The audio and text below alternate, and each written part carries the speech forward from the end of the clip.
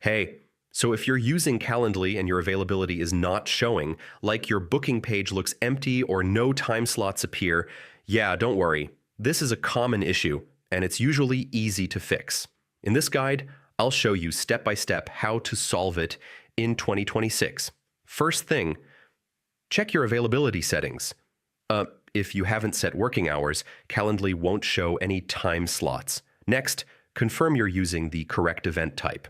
So, sometimes people share the wrong link and it shows no availability.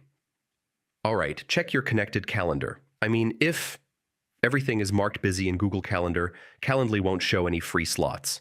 Now check your date range and time zone. If the time zone is wrong, availability may appear at the wrong times or not at all. Next, widen your availability. So, if your schedule is too strict, like only 1 hour per week, you might see no slots at all. All right, check buffer time and minimum notice rules. I mean, too much restriction can hide all available slots. And yeah, open your booking link in incognito mode. This helps confirm if the issue is browser related or actual settings. So that's how you fix Calendly availability not showing. Once your settings are correct, your time slots should appear normally again.